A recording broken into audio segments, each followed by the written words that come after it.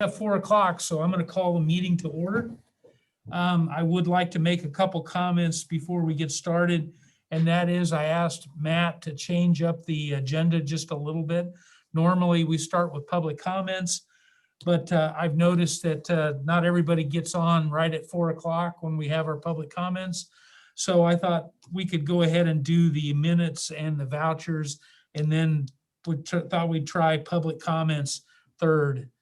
And we'll see how that works out and maybe give people a little more time to get on the meeting if they have something to say. And we actually have somebody here in attendance that wants to make a public comment. So when that, Can they talk from their home too? yes, I mean, they don't have to come to the meeting. here no, to- they don't. Yeah, I Yep. didn't know. No worries.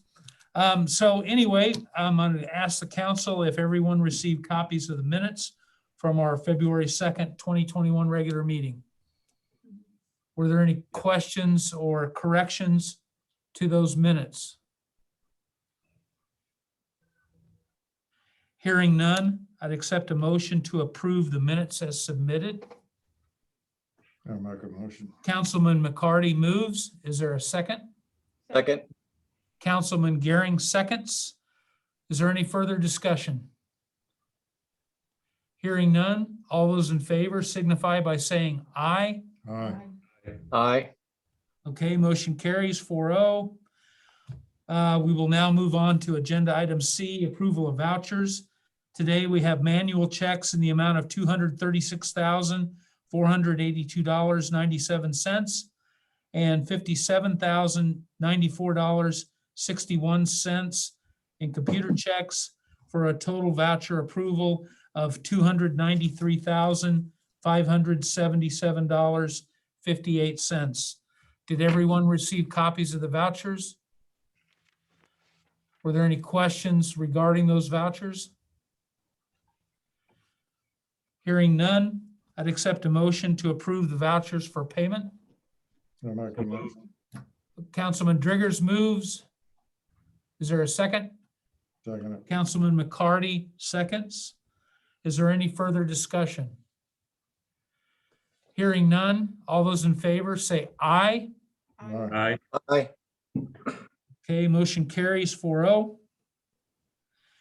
We will now move on to section D, public comments. And I would like to recognize Mr. Leroy Just, who is here with some public comments. Mr. Just. I don't like this comment where the media says massive rate increase. Some of us that earn $10, $11 an hour can't afford that kind of increase. And I just want to make sure that everybody knows, do what it possibly can to make it as good as it can be without running or in a sense, the higher everything gets, the harder it is to get people to come to our community. I don't know if KDHE sees that or the power pool guy, but I'm serious. Well, we understand and we appreciate those comments, Leroy.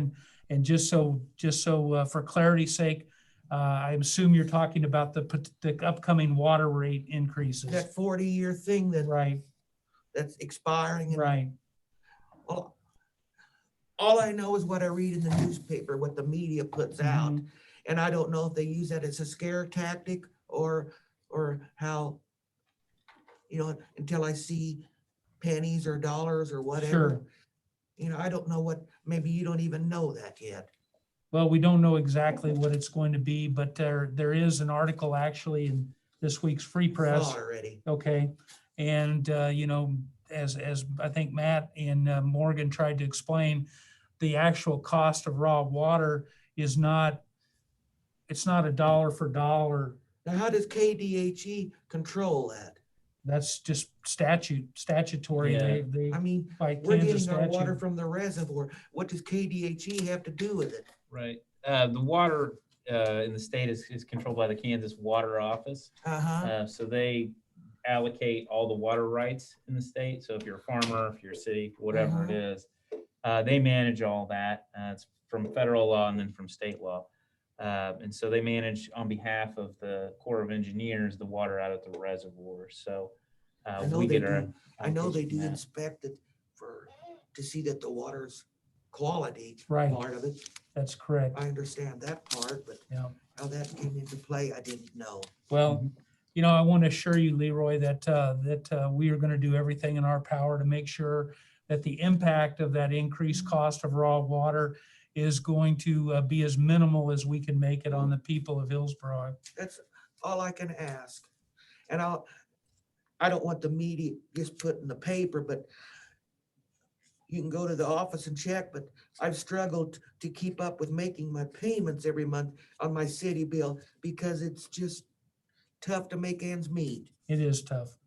And I just wanted to reiterate that. Well, we appreciate that, and we appreciate you coming here to share with us today. Is there anything else you'd like to share? That's all I wanted to say. Okay, Right, Renee? Yeah. Thank you, guys. thank you, Thank you. Leroy. Have a good Thank you, day. Leroy. I'll watch for the rest of the meeting what goes in there after I leave. Okay, Thanks, guys. yep. Hey, this is Jackie from the Hillsboro Free Press. Yeah. I just wanted to address real quick. First off, we will obviously, it's a public meeting, but we will respect his request to not have his challenges published. And I just wanted to let you guys know the water office did get back to me, and that information is included in this week's edition. In case they do have questions about how they come up with these calculations, that is in this week's edition on the jump. Great. Okay, thank you. Thank you. Mr. Stiles, do we have any other public comments? Anybody raising their hand? We have it open now for anybody who may be from the public. If you want to join us and make a comment, you can unmute yourself. We only have a handful of people from the public. So now's a good opportunity to do that. If you don't, then we can move on to something else. I am not seeing anything, sir. So Okay, well then we'll move on to our business section. And the first item up is item 1, Mr. Mark Chesney and the Kansas Power Pool. Mr. Stiles? I would just defer to Mr. Chesney. He wanted to come and do an update for us about just what's been going on with the Kansas Power Pool. Of course, this week's been a particularly interesting week, and we've been getting a lot of updates, very frequent updates from Kansas Power Pool with regard to the situation in the Southwest Power Pool and having to make cutbacks on electrical use and things like that. So I would defer to Mark. And of course, well, we also have the issue with the meter replacements, and we've got the documents on the agenda for that as well. So I'm not sure if Mark wants to address that or the more pressing thing, but I will turn it over to Mark. Hey, thanks, Matt and Mayor and Council. I might let Brooke in a moment, or when you're ready, talk about the ordinance and the schedule. I thought I'd just tell you, sometimes I have a little self-consciousness in the fear that maybe I'm telling people things that they already know. But I've been in the industry for, gosh, I've been in the electric business more than 30 years. And I'll have to tell you, I have actually seen power prices greater than what we've seen in the last couple of days. And I'll talk about prices in just a minute. But I've never seen a situation where there's a confluence of temperatures and operational constraints and pipeline capacity constraints and other things that you might be tempted to think of as a perfect storm. I've never seen it, but it is true. I mean, everybody knows that it's flat out cold out there, but it's also true that gas supplies are very, very tight. And it can be explained when temperatures like this hit us, compressor stations just don't work very well. And so gas does not flow. And more than ever, everybody is coming to realize that a heck of a lot of electric energy is now generated with natural gas, as opposed to the lion's share being coal. And so gas supplies have been extremely tight. In some cases, in some parts of the region, the Southwest Power Pool, it's not even flowing at all. In our part of the country, we've got natural gas, but it's quite tight, and the prices are just breathtakingly expensive. And consequently, the spot market price for electric energy just makes you swallow hard. The SPP contour map that shows a real-time snapshot of pricing shows that in the last several hours, for the last couple of days, even since Saturday, greater than $600 a megawatt hour. I mean, the fact is, it's much more than simply $600 a megawatt hour. $600 a megawatt hour, that's like saying $6 a kilowatt hour. Excuse me, I'm sorry. It's like saying 60 cents a kilowatt hour. Right now in the ERCOT, the Electric Reliability Council of Texas, for a whole lot of hours throughout the day today, the price has been $9,000 a megawatt hour. That's $9 a kilowatt hour, where you and I and a whole lot of other people are used to paying 10, 11, 12, 13 cents a kilowatt hour. We're going to see this in energy cost adjustments. The temperatures are coming up. The Southwest Power Pool has gone from what they call level 2 and level 3 emergency alert status a couple of times in the last 48 hours. Level 2 meaning that, hey, it surely does look like we don't have enough capacity, generating capacity available to us to cover the loads. I mean, think about that for a minute. Level 3 simply says that, not only is that true, but our reserve margins are not even adequate. And so that's why we hear these load shedding directives. I don't think that Hillsboro has sustained a rolling blackout. I don't think you have. No. But that some of your neighbors around Kansas surely have. And we're very, very sure that there's going to be more of that tomorrow. Personally, I'm inclined to think that perhaps not after tomorrow, but it's going to happen again tomorrow, and you're very likely going to get, if it does happen, you're likely to get very little notice. And so, to the extent that you're able to prep your customers, you really should. Some cities report that they got somewhere between 0 and 5 minutes notice before the transmission owner opened the breaker and interrupted power. It used to go 30 minutes, maybe 60 minutes. Today, we saw those happening for a duration of 120 minutes. And so this is not comfortable. It can be explained, but it's not at all comfortable, and we're all in it together. Fortunately, temperatures begin to come up tomorrow and things get better, but golly, it's been a really tough go, and we've tried hard to keep people informed as best we could, and we're going to continue to do that. But let's just all hang in there together. I'll tell you what, we really appreciate you, and I think most of you know, whenever I come to town, I try to make it a point to tell you that we do. We're just doing good things together because of our 24 member city unity that we have, and pretty excited about this new project, the AMI, and we're going to talk about that a little bit, but we surely do appreciate you, and we want to continue to have that great relationship that we've had for years now, and we thank all of you. I'll be quiet if there's a question. I mean, I'll tell you, Mayor, if there's a question on any topic, I mean, I'd be happy to try to address it, but we wanted to express our gratitude to you for the chance to visit with you today. Thanks, Mark. Are there any questions for Mark, any of the council? You think anything will start? Does this open eyes in any way that we need to change something? Or is it just like what you said, a perfect storm, and it really isn't going to force any change? These things are a fluke, really. I don't know when it'll ever happen again. One thing that is that might be good food for thought is to consider the types of contracts that you have, particularly with your industrial and commercial customers, because some people have a relationship where the operating profile of a manufacturer, for example, is that, hey, I'm a manufacturer and the nature of my business is such that we can be curtailed upon some notice. And usually they'll want a special rate in exchange for that. And so you might consider the types of contracts that you have with your customers. You might and decide for yourself whether or not it makes sense to enter into a curtailable type of arrangement with them. Again, these are flukes. I mean, this, I don't know, who knows when this will happen again.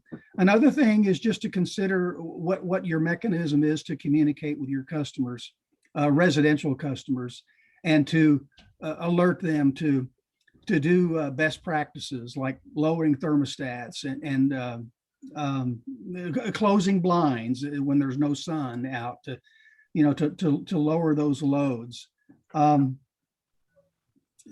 That's a good question, and maybe we'll give some thought to that at a staff level and see if there are some other suggestions that we can make in anticipation for another day, which may not come for another 35 years. Who knows? But it's a good I question. actually thought of it less about KPP and more about like Southwest Power Pool grid type changes. Does it make anything come to the forefront with that kind of stuff, or is it really just so fluky that nobody will think that it needs changed? At the regional transmission owner level, I mean, I don't think there's really anything. If you had multiple lines into town, that would help reliability. But in the situation we got going on right now, I mean, that wouldn't make any difference. I mean, the problem there is too much load in coordination with the amount of capacity available there is. So, Brent, I don't think there's really much more, honestly, that I would suggest. I think you guys are doing a pretty good job, really, but I wouldn't know what else to suggest. Okay. Mark, one thing that you might speak to just briefly and maybe at a very high level is some of the future plans that KPP has relative to sources of generation and in the mix of generation that KPP is considering that might be helpful. Yes. We've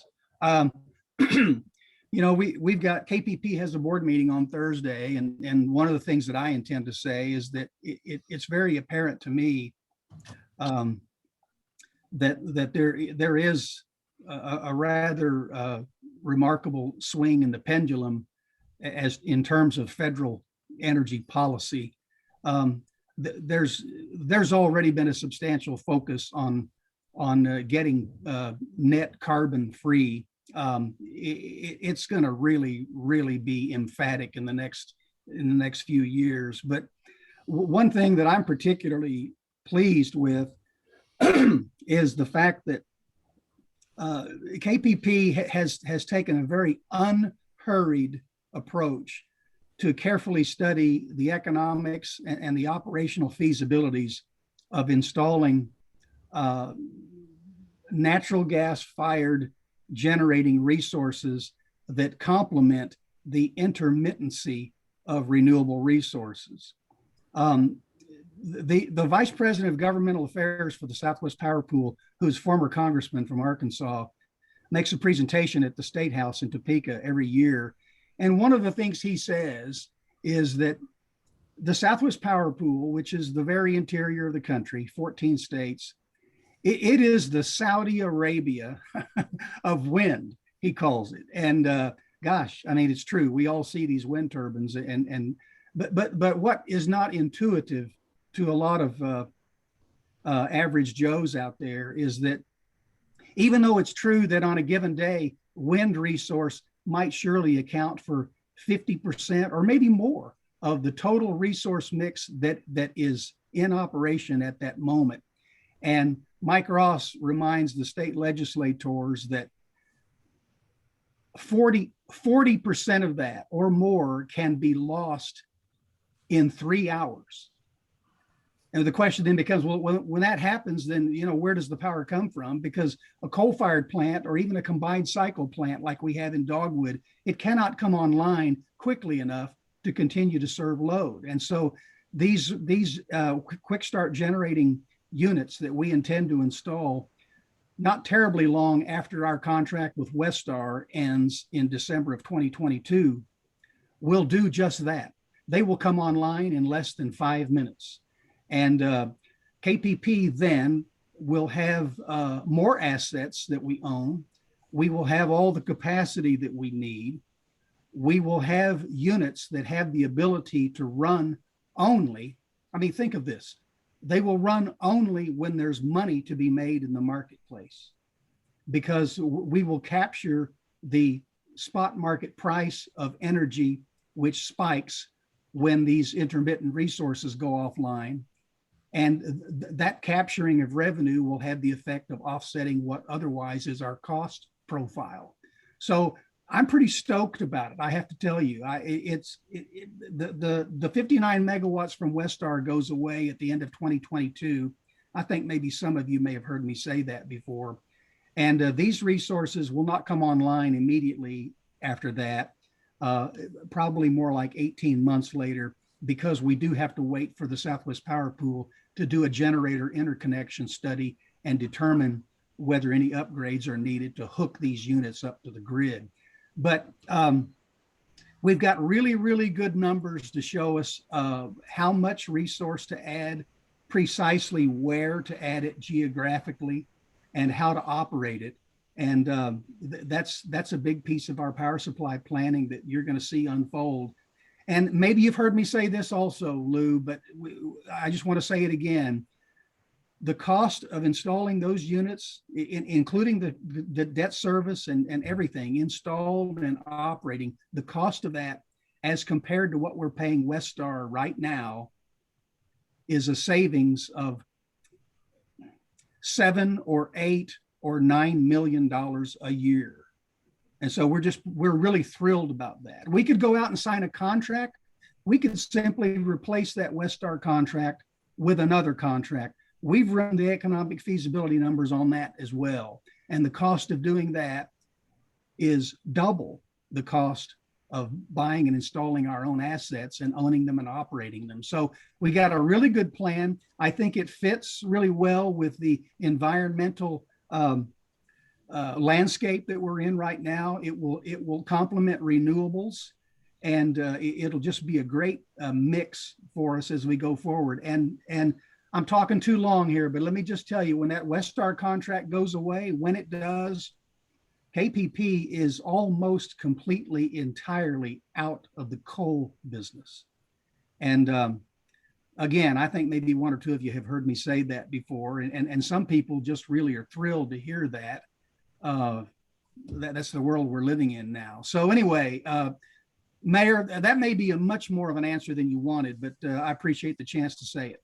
No, thank you, Mark. That's exactly what I wanted to have you share with the citizens of Hillsboro, because again, and you know, I'm going to say it probably one more time tonight, but that's the reason that Hillsboro is a member of KPP, and that is the huge benefit that this city gets by being a member of KPP. And you know, I'm just thankful for the foresight of people that were ahead of me that engaged Hillsboro with KPP. And, you know, I couldn't be more pleased with the direction that we're going and the results that we're going to achieve for the member cities of KPP. So thank you. You and your staff, tremendous job every day. Thanks very much. We appreciate you. I'll sit back. All right, let's move on, Matt, to agenda item 2, and we'll get Brooke involved in this conversation, but it's regarding ordinance number 1325 around the KPP meter purchase agreement. Mr. Stiles. Yeah, so what we've got here in 1325 is it's an authorization that allows us to sign off on everything necessary to complete the meter improvement project through KPP. They'll be able to finance this project and charge it back through our power purchase agreement. And there's a second piece to this too. It's project schedule 1, which really outlines the terms of what's going to happen on this, as far as how that affects our power purchase agreement.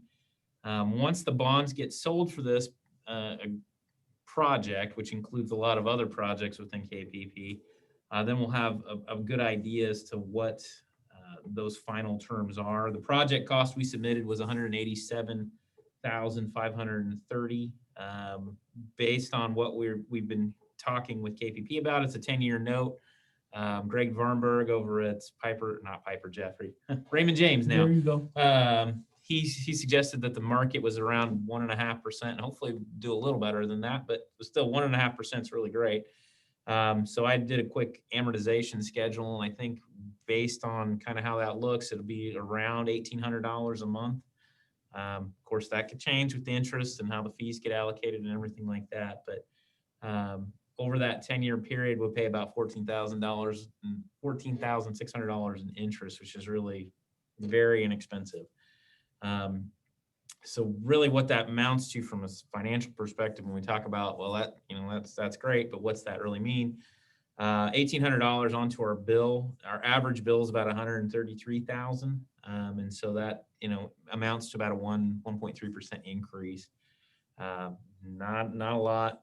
And what it ends up saving us is about 850 man hours, personnel hours per year that we spend preparing for it, reading the meters and processing all that information. So the savings in personnel and equipment is going to offset that $21,600 we'd be paying or estimated to pay in monthly charges. And it honestly frees us up to do a lot more things, and we can be more efficient with the staff we have by adding this.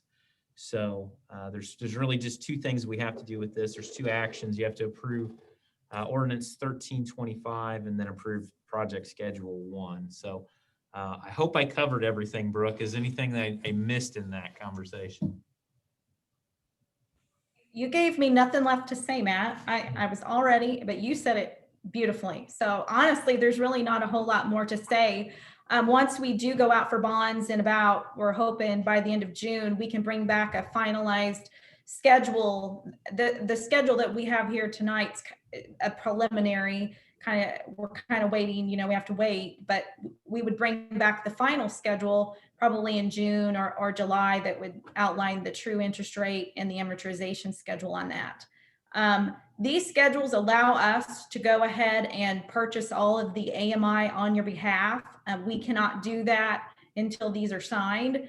And we feel just a little funny bringing you a form that says we're not sure what the interest rate's going to be. But as Matt stated, we've consulted with Greg Varnberg, and over the past, as of January 27th, the current interest rate was 1.09%. And it's been as high as 1.67 over the past 12 months. So we're hoping to get an interest rate under 1.5%. There will be no markup. KPP's not adding anything to your project to make any money off of this. We will act in your best interest as best as we can. So like I said, hopefully in June or July, we can bring back those finalized schedules to your purchase power contract. Thank you, Brooke. Again, I just want to say that what we're doing here is really speaks again to the heart of what KPP is about, which is using the leveraging, I guess is a better word, leveraging the strength of the entire membership for the benefit of its individual members. And that's what's happening in this case. And there's a couple things that we're distinctly benefiting from. And one is we're not out there increasing our city's indebtedness, in the long-term debt category. We're also not going to get the same kind of advantageous rate, even though rates are low. KPP's bond rating is much better than ours. And so they're going to be able to borrow it at a better rate than we would if we went out there and tried to do our own bond issue. So the costs associated, and there are also a number of fixed costs, as you're aware, because we've done these before, associated with bonds that we're leveraging as well by being part of KPP doing one large bond. So included in a couple projects that are of note that I'd just like to point out that are part of this project, of course, is the AMI project of the automated meter infrastructure. But Marion's also upgrading their voltage requirements as part of this financing package. So they're getting a big benefit and a very needed upgrade to their electrical system. So that's our sister city just next door. And the city of Minneapolis, the KPP is doing a battery storage project for the city of Minneapolis, which is much needed and will help them in their summertime peak load time they've been dealing with problems with that for years.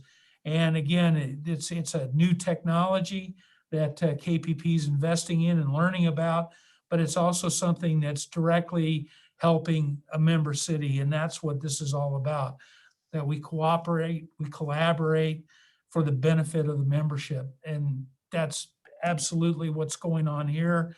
And absolutely what we have in front of us is something that's very advantageous to us as a city. So I appreciate this opportunity that you guys are providing for us to upgrade our electric meter reading system. Are there any questions for Brooke or for Matt regarding what we've got in front of us?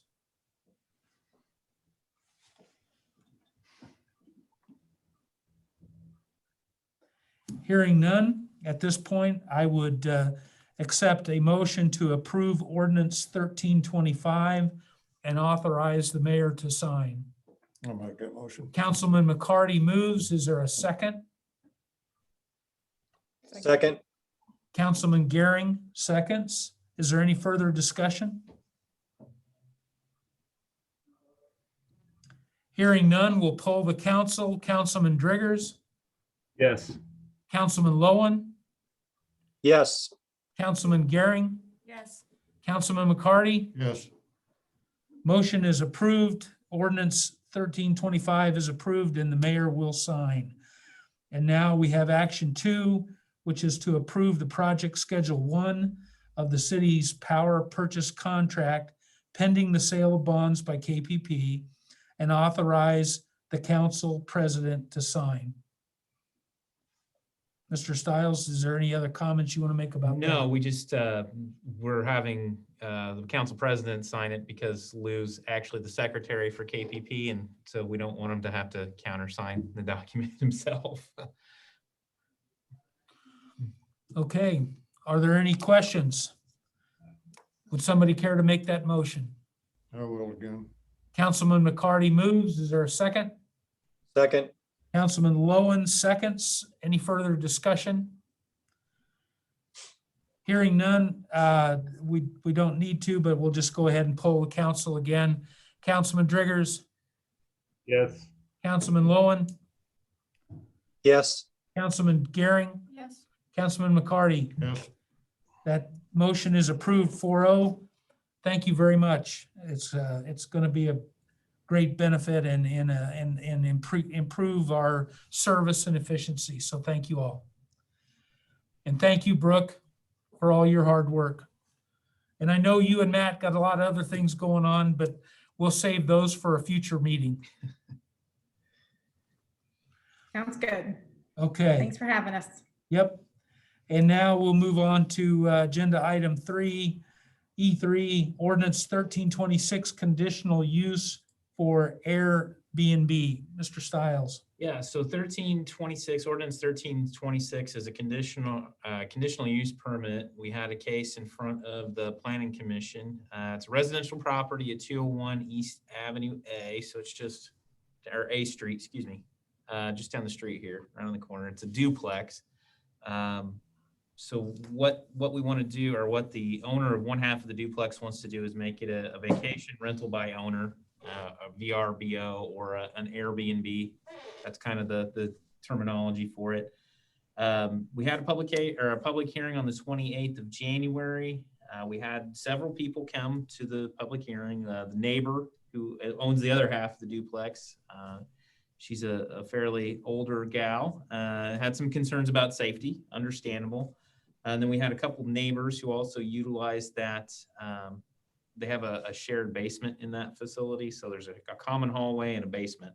And a couple of the neighbors who don't have basements have been known to come into that and use that as a storm shelter during those times. So they had some concerns about the potential for it being a vacation rental as well. So the Planning Commission held that hearing. Everyone had a chance to have that conversation. Mona and Davey Hine, who are the owners of it and who are the petitioners for this conditional use permit, indicated that they want to basically use this for Tabor parents and students who come in. Their plan is not to put this on the apps for VRBO and Airbnb. They would have the ability to do that, though, under this conditional use permit. That's not their intention, but again, that doesn't necessarily matter at that point. The Planning Commission discussed the issue. They're very sympathetic to the concerns of the neighbors, but I think it ultimately kind of broke down to the fact that what they're talking about doing with a vacation rental isn't exactly dramatically different than a residential use. The city's approved a couple of these in the past, and so we've got a precedent that we pretty much allow this type of activity.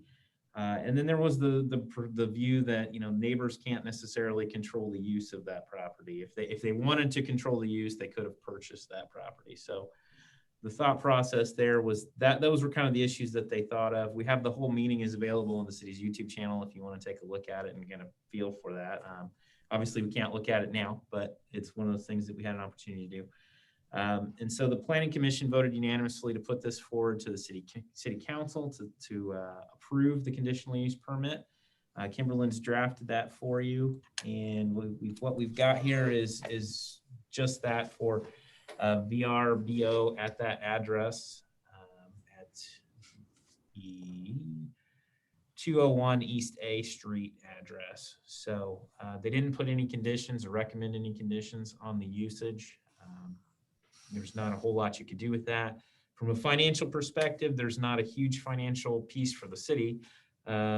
Vacation rentals by owner, unless they have more than 3 rooms, are not subject to transient guest tax, so like a hotel would be. So it's a situation where we don't gain anything necessarily from that. What we do gain is that we have knowledge of it as a vacation rental. So if there's ever an emergency service or some other issue with it, we know what it is. So what we're recommending is approving ordinance 1326 for the conditional use permit. And I'd answer any questions if you had any about what happened with the Planning Commission. I have one comment. Yeah. Actually, Mona told me Mrs. Gross got him their first customer. Yeah. Yeah. I thought that was interesting. Yeah, Mrs. Gross is the neighbor, and so yeah, I know her, she yeah. had somebody coming in associated with Tabor's board, and she actually got their first customer for them. So Yeah, I guess he's not too worried. she's maybe not as worried as she was initially. I think it was more of a change kind of situation, and people being kind of fearful of that. But I don't think it'll be a terribly, I don't think the use is going to be terribly destructive to the environment of the neighborhood or anything like that. Kimberlyn, do you have any comments that you'd like to share? No, Matt did a great job summarizing the ordinance. If anyone has any questions about the ordinance specifics, I'm happy to answer those though. Okay, thank you. Are there any questions?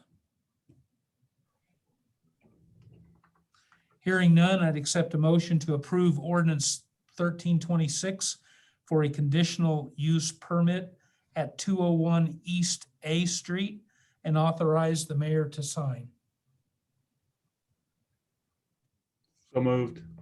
Councilman Driggers moves, Councilman McCarty seconds. Is there any further discussion? Hearing none, we'll poll the council. Councilman McCarty, Yes. Councilman Gehring, Yes. Councilman Lowen, yes, Councilman Driggers. Yes. Ordinance 1326 is approved 4-0. Thank you very much.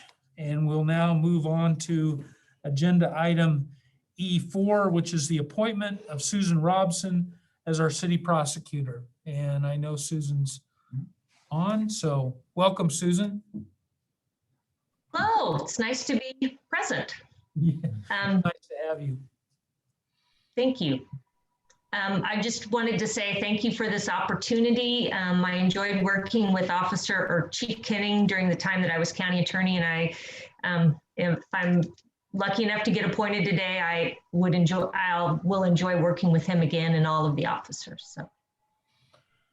Well, we appreciate it. And, again, your history, in Marion County and your record speaks for itself. And so you've appeared before the council as well on some other matters. And so I think most of us are familiar with you and I, for one, would recommend your support of this appointment. Matt, if you want to, speak to some of the details. Yeah, so Susan provided an engagement letter, so you kind of have a look at what she's got there. Proposed rate is at $125 an hour, and that's the same as we have been with the city prosecutor position. We have been looking for an alternative date, and it looks like we've landed on one. I wrote in here on first Monday of the month. It's actually the first Tuesday of the month at 2 p.m. We're gonna have them. We're going to have them over in the West room just in case. Most of the time, it's not a problem. It wouldn't interfere with our council meetings, but sometimes court runs long. You never know. It just depends on what's on the docket. So Susan and Brad were able to work out a day, and they both have pretty complicated schedules. So I was happy that they could figure that out. But that's really it. I mean, it would fill the need we have for the prosecutor position. And I think Susan's reputation is excellent and comes highly recommended. Are there any questions for Matt or for Ms. Robson? Hearing none, I'd ask for a motion to approve the mayor's appointment of Susan Robson as our city prosecutor. We'll do that. Councilman McCarty moves. Is there a second? Second. Councilman Driggers seconds. Any further discussion? Hearing none. All those in favor say aye. Aye. Aye. Okay, motion carries 4-0. Susan, welcome aboard, and we look forward to working with you. Thank you so much. Okay, and thank you. I'm going to leave now, but I look forward to being over there in a couple weeks, I guess. All right, we'll see you then. Okay, bye. Bye. Okay, we will now move on to agenda item E5, which is Capers 401A adoption. Yeah, thank you, sir. In August, we adopted the 457 plan, which is a supplementary plan that you can, people who participate in Capers can set aside money in a tax deferred program. It works like a 401k. But when we started doing this, my contract requires that the city deposit 5% in a deferred compensation account. And we were planning on using Capers 457, but they let us know that is not appropriate account for that. They came back and said, well, we can't do that. So in order to do that, you have to use a 401A program. So what you have in front of you is the adoption resolution and agreement for a Capers 401A program.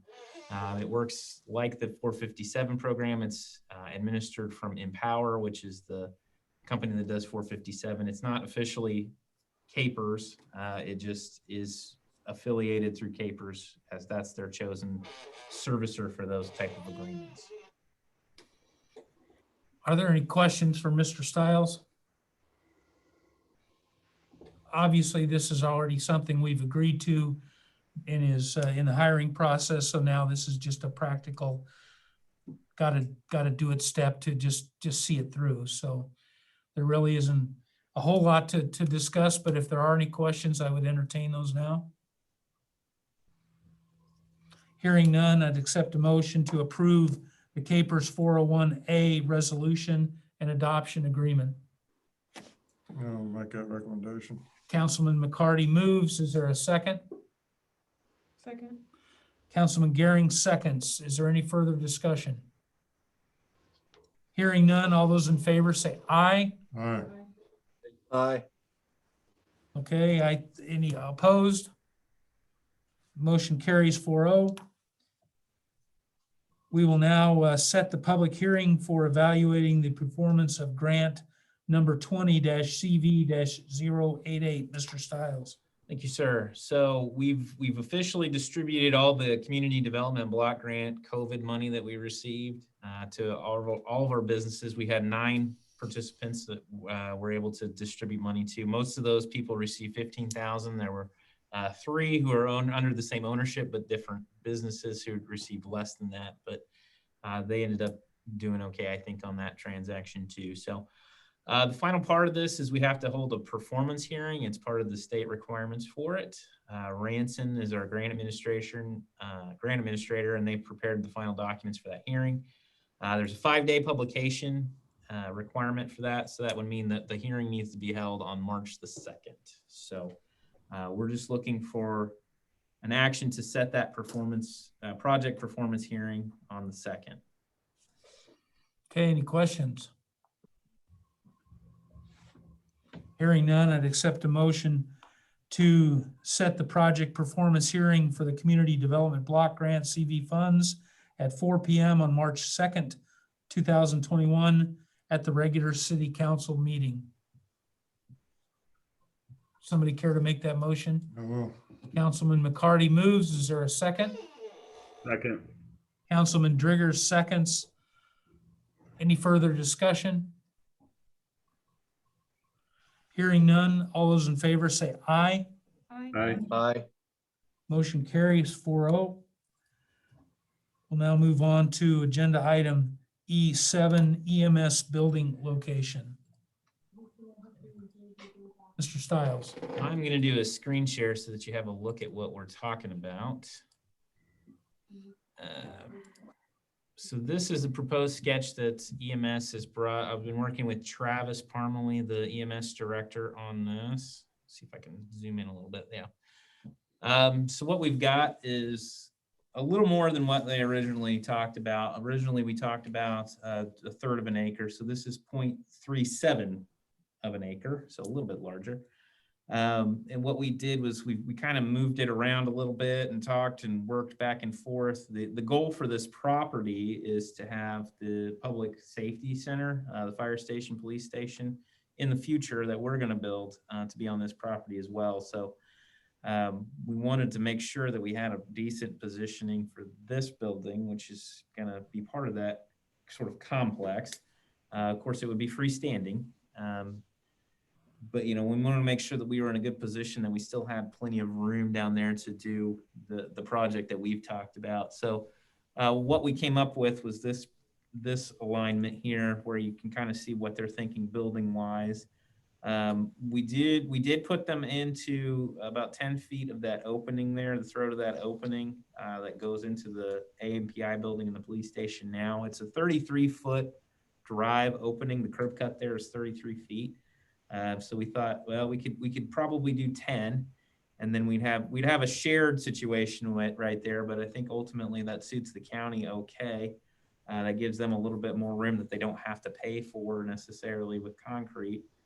Gives them that ability. The section kind of right here is a turnaround facility. Now the concrete runs through this section, so it's entirely possible that they won't have to do that much concrete work. And the quality of that concrete, I can't necessarily vouch for, but I think it, you know, for turning an ambulance in, it's probably going to be sufficient. There's really not any action here, but we just wanted to bring this to you to show it and see if there are any questions, concerns, or comments. This section below it is about 1.3, about 1 1/3 acres. So in talking, Ben Steckedy, the fire chief, has been kind of part of this conversation as well. So he can kind of see, you know, originally I think we talked about an adjoined facility, but this is, I think, just as good, you know, from a perception standpoint. You know, they have an independent building, we would have an independent building, but they're still very much interconnected in a lot of ways because of how close they are to one another. So any questions does anybody have? I didn't bring the interior shots of what they're talking about. It's not final yet, but this is a 3-bay facility. 2 pull-through bays and 1 back-in bay.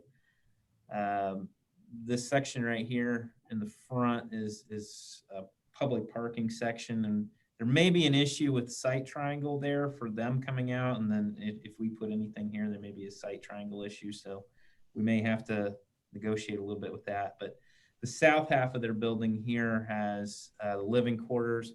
It's got, kitchen facility, 3 private bedrooms, an office space, and a place for the public to interact if need be. There's also a storage section built into this design at this point. It may or may not survive as they go through, but it's a pretty compact design, but it's also, I think, pretty adequate for what they're talking about. And Travis could probably speak more about the specifics of what they're looking for, but by and large, from our perspective, the footprint is where we're worried about, and I think that works pretty well in this spot. So I'd answer any questions if you had any about it. Is it a metal building, Matt? Yeah, that's what they're talking about right now. So the issue, time is of the essence with that, because the price of steel buildings is going up every 2 weeks. So it's a situation where they want to make some progress on this as soon as possible, but we wanted to share it with you so that, if anybody had any heartburn about this layout, we could adjust it before we got any further down the road. I'm just worried Ben's okay with this, you say? Yeah, Ben looked at it. I think ultimately he would prefer the adjoined facilities, Right. But this, I think, That can't be right now. Anyway. Yeah, it does. From a long-term perspective, I completely understand the county's position on that, and it makes some sense for them. So, yeah, he's okay with it. I think the issue again, I think, is going to be this public parking if there is an issue, and how that impacts if we had a bay and to the south coming out, and it really does impact how the ambulance can come out as well. So that may shift, but I think otherwise it's pretty decent shape. Any other questions? The key to this thing, again, as I've stated in the past, is making sure that we have ambulance service in the city limits of Hillsboro and in the right spot and laid out the right way. And I think that this is a major entryway into the city of Hillsboro as this develops, this public safety area. I think that will be a very good look for our community as for people coming into town. So I'm very excited about it. I'm very appreciative that the county commissioners agreed to work with us on this. And it's going to be a big benefit to the people of Hillsboro. So, I'm excited to see this thing start to happen. So I think, as you said, unless there are any further questions, we will move on in the agenda. And this is going to be an area that's going to occupy a lot of Matt's time in the very couple months coming up. So we'll move on to agenda item E8, which is staffing and organization, which has changed since you put this out. Yeah. So thank you, sir. As the mayor mentioned, we've got quite a few people that are coming into the retirement period. We've got several who have announced retirement, a handful that could retire. And since we put this out, Glenda Stoppel, our deputy city clerk, announced on Monday that she was planning on retiring too. So that alters our plan a little bit with the administrative side. So we're kind of under construction with what that's going to look like. But I can talk about the other pieces and kind of way we're sort of envisioning moving forward with some of these other things. So right now we've got 130, well, actually adding Glenda's experience to it, over 165 years of experience leaving the city. So that's a big challenge, but it's also a big opportunity.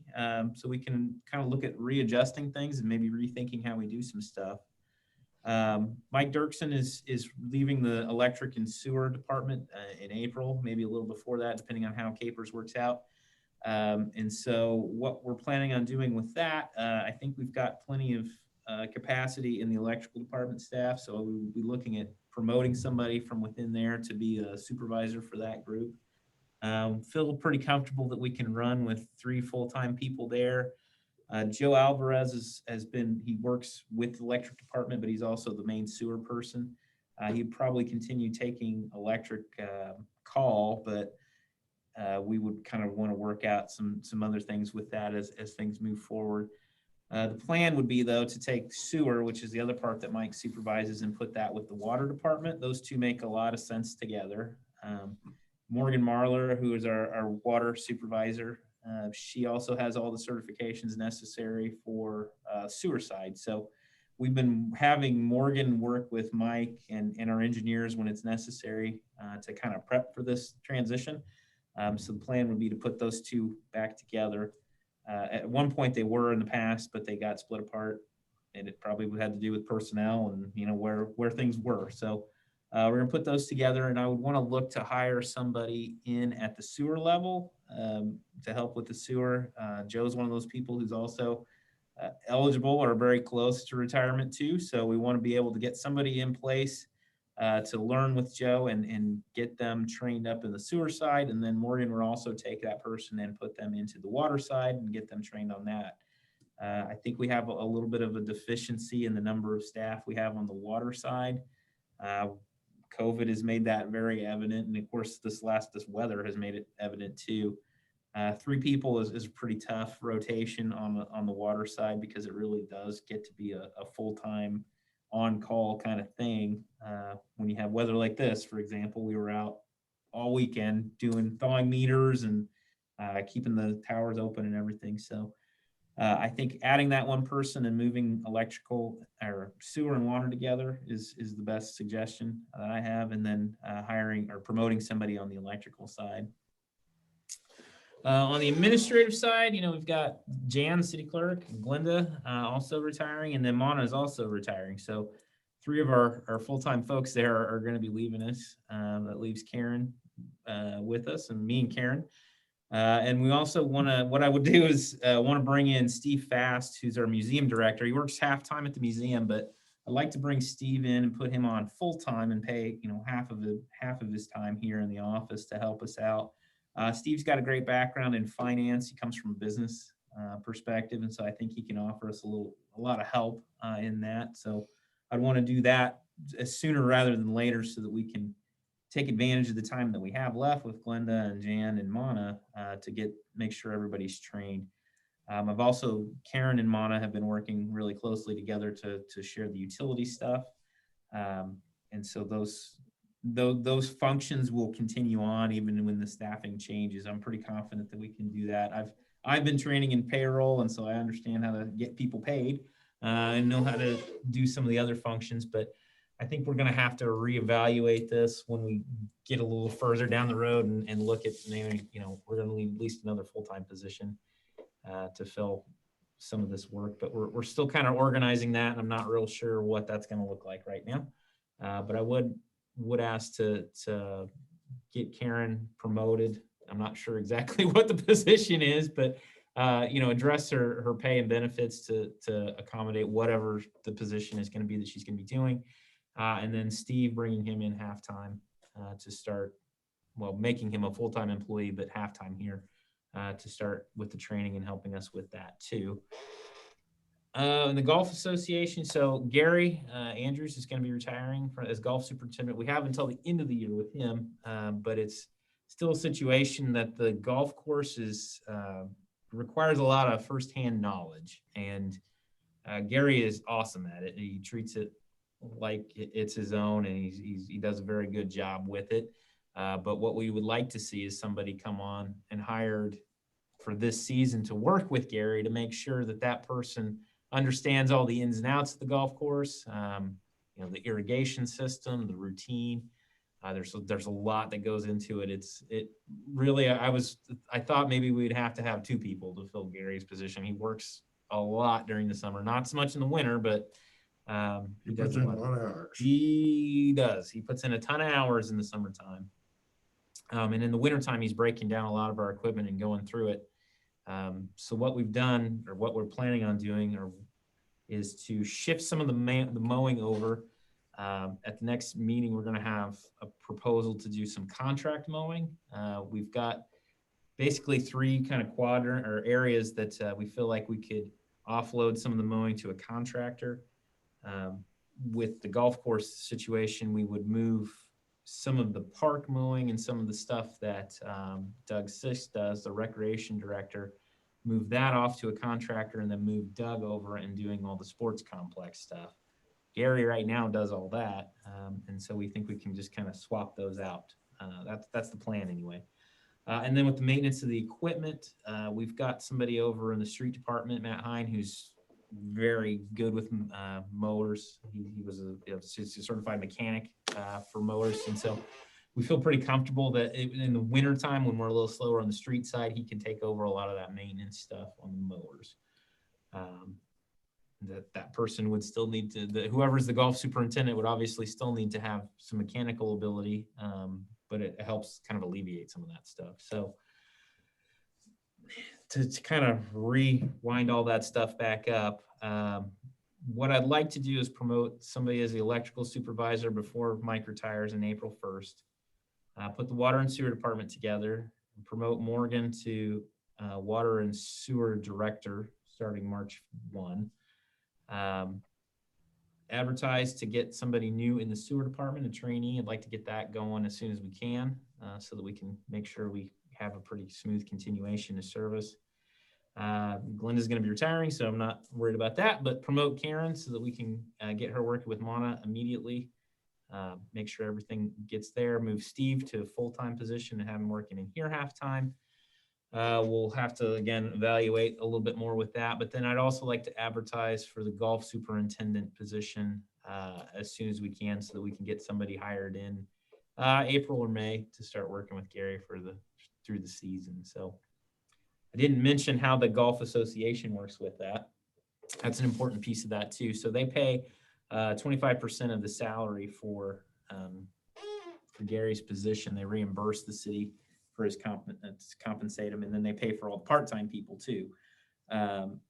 So I'm not 100% sure how that's going to look as far as what this position gets paid. I think we'll probably end up being the one paying for it, but I think that's a good investment on our part, because I don't want to have a drop off in the operations at the golf course. It's a nice asset, but it does require a lot of work. So that is kind of what I'm thinking right now. If you had any questions, it's been an issue that we're wrestling with and will continue to wrestle with, but we're trying to make the best with what we can.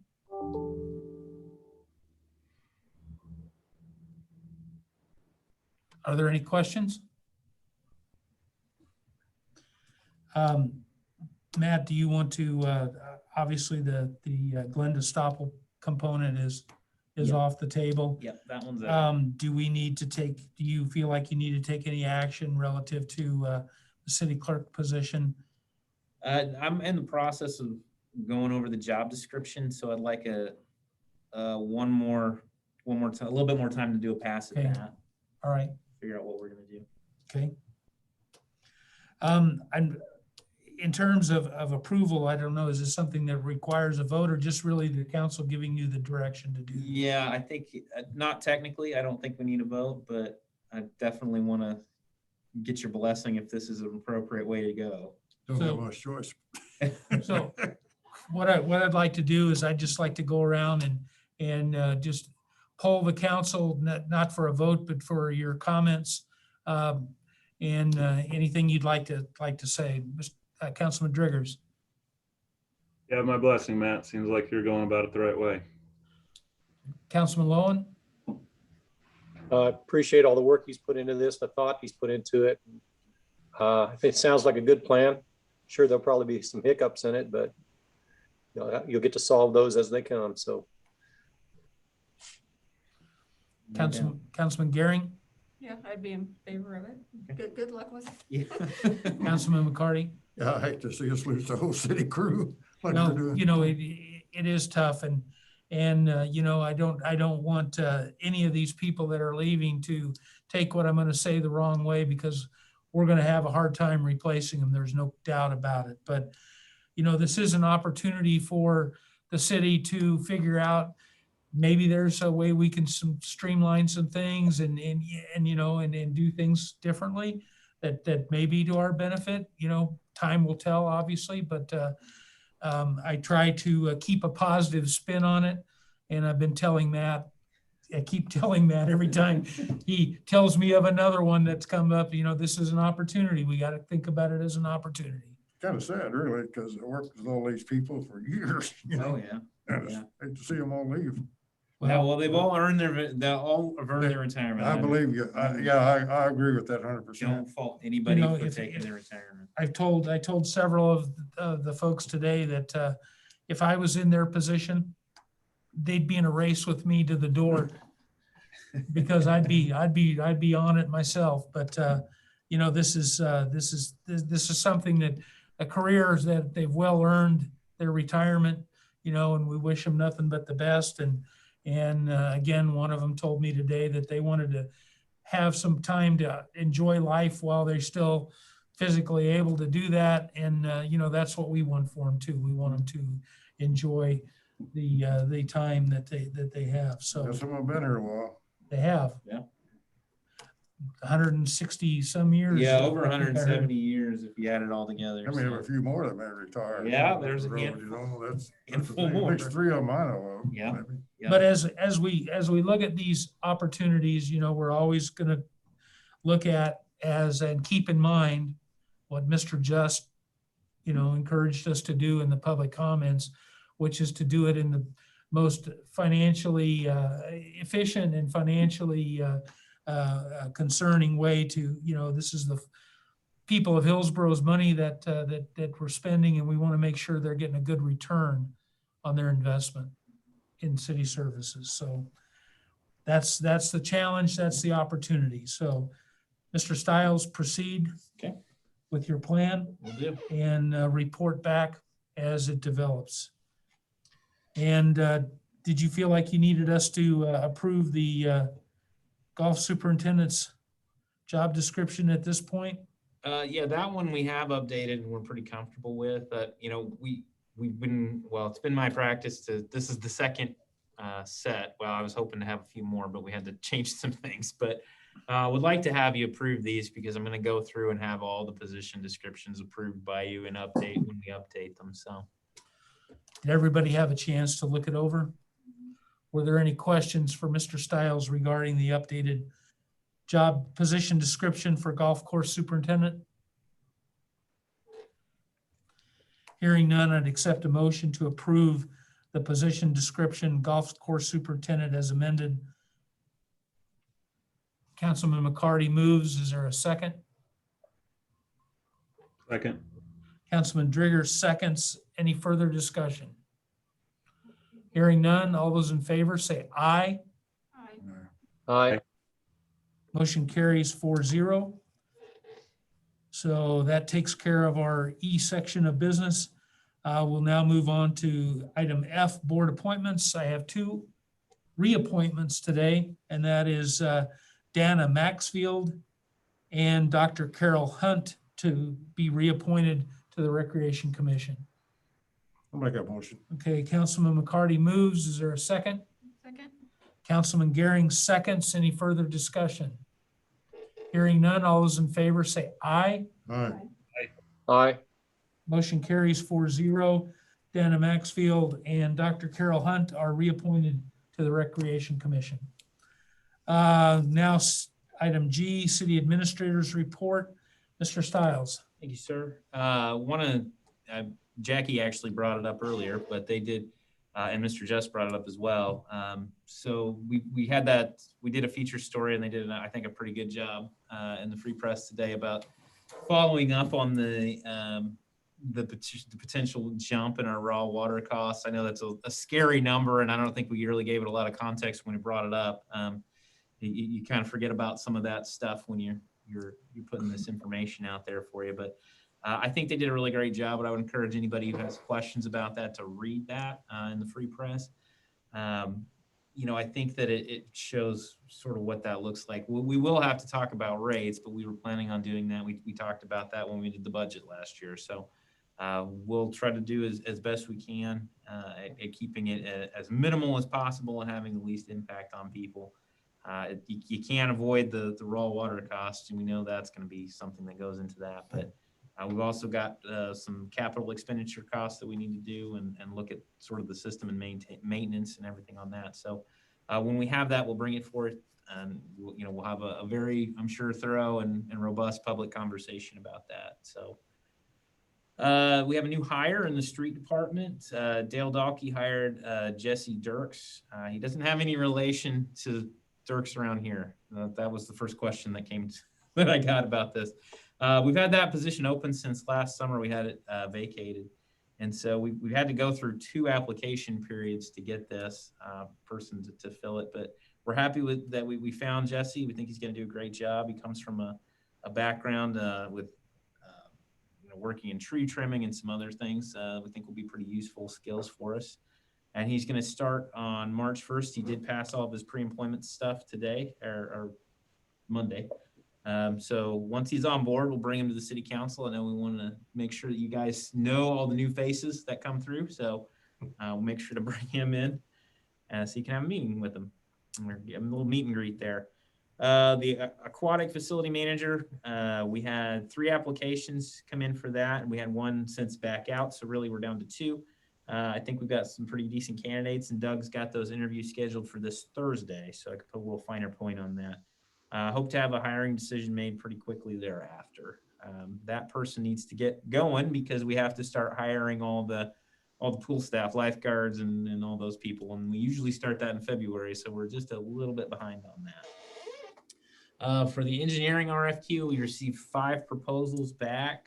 We've got one from Earl's Engineering, which is out of McPherson, Schwab Eaton, which is out of Wichita, MKEC, which is also out of Wichita, EBH from here in Hillsboro and Marion, and then we also had PEC out of Wichita. So we got a lot of alphabet soup going on there, but we've got those out. Morgan and Dale and Ben Steckety and I are going to look at those, and then if there's any of the council people who want to look at those before we get into like a more formal interview situation, be happy to share those with you. But we'll hopefully have a winnowing down of the field a little bit, and you'll be able to have some in-person kind of interviews with that.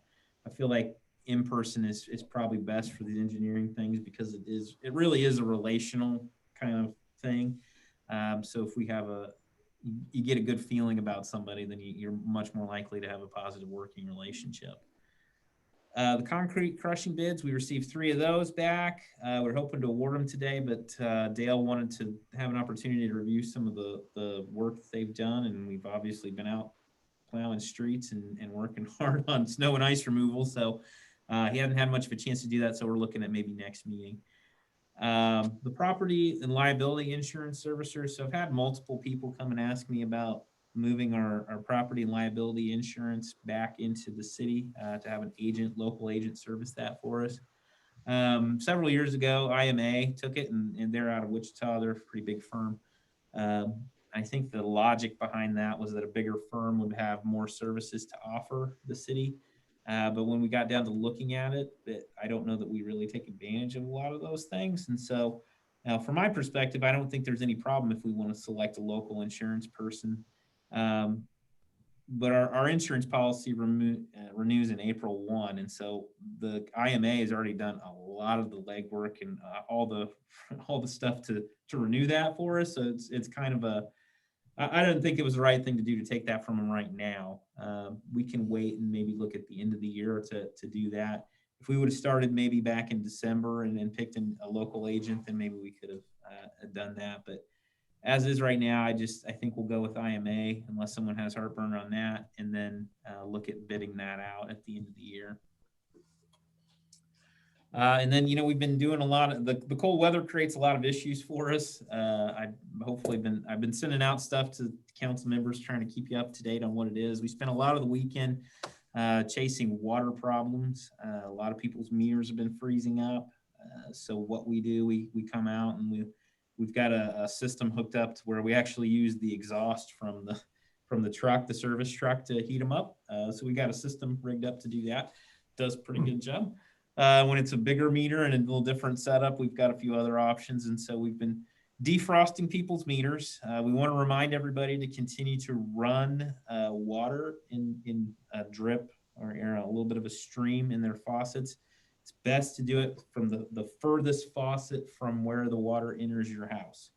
An important thing to remember also is that you should also use the hot water side too when you're doing the trickling. So you want to make sure that your hot water is engaged, because that will actually freeze up quicker than your other one. And so that can create a problem within your house too, more in your house than for the meter side of it, but we want to make sure everybody's taking care of that too. So we've been out doing a lot of that. We've had some issues with the water tower. We're trying to keep those moving forward. We spent a lot of time working at Peabody's water tower over the weekend as well. They had some issues freeze up, and whenever there's something, they usually call us in as backup. So been doing a lot of work with that. We've had some breaks too. We've had a situation where at just this afternoon, we had a break over at the old hospital, a hot water line. It wasn't the fire sprinklers, but before we came in here today, they had a break over there. So that's hot off the presses for you. We've had a couple other issues just in city-owned buildings. We've been trying to keep everything up and running, but when it gets to -12, it gets to be a challenge. Otherwise, the street department's been out working hard, trying to make sure everything stays as clear as possible. We scrape, we put down a lot of salt. We're just all sort of waiting for warmer weather to get going on that. So if you have any questions, I'd be happy to answer them. Or I didn't know if you wanted to mention the pre-con meeting tomorrow. Oh yeah, so we have a pre-construction meeting on Thursday, actually Thursday afternoon, for the trail and the industrial road project. So it looks like they're going to want to get going on March 1st, if weather permitting, knock on wood. They'll start on the trail side of it and then move over to the industrial exit thing. So that's moving forward. It got delayed again several times, but I feel like we're going to get going on that now, and it's going to happen. So.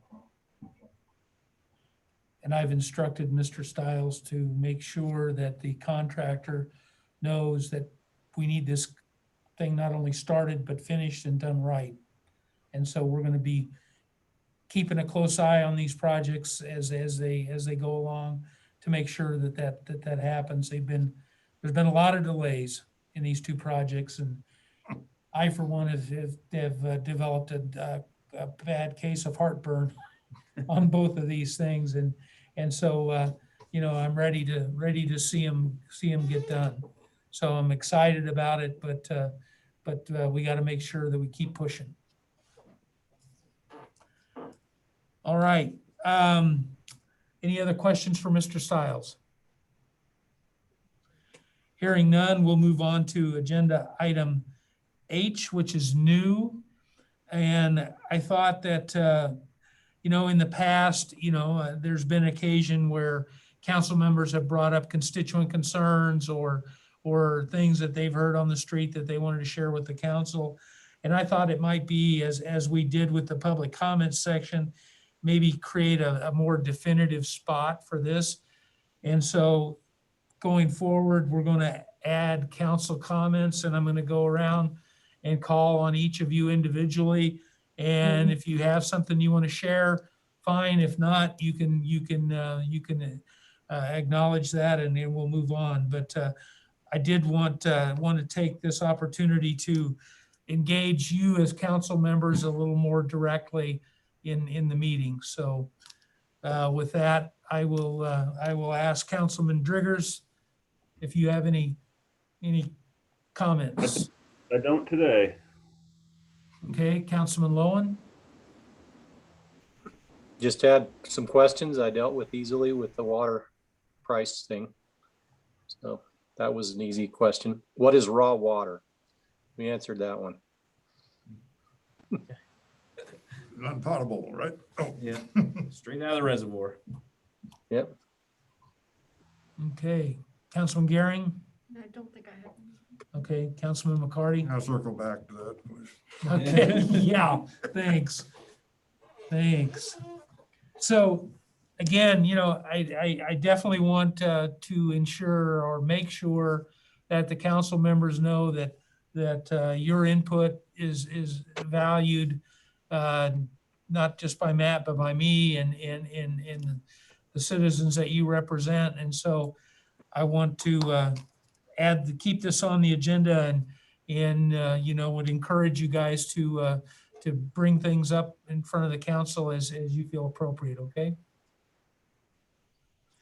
Is there any other business that needs to come before the council? Hearing none, this meeting is adjourned. Thank you very much. Welcome. Thank you. Thanks, Kimberlyn. Thank you. Have a nice evening. You too. Stay warm.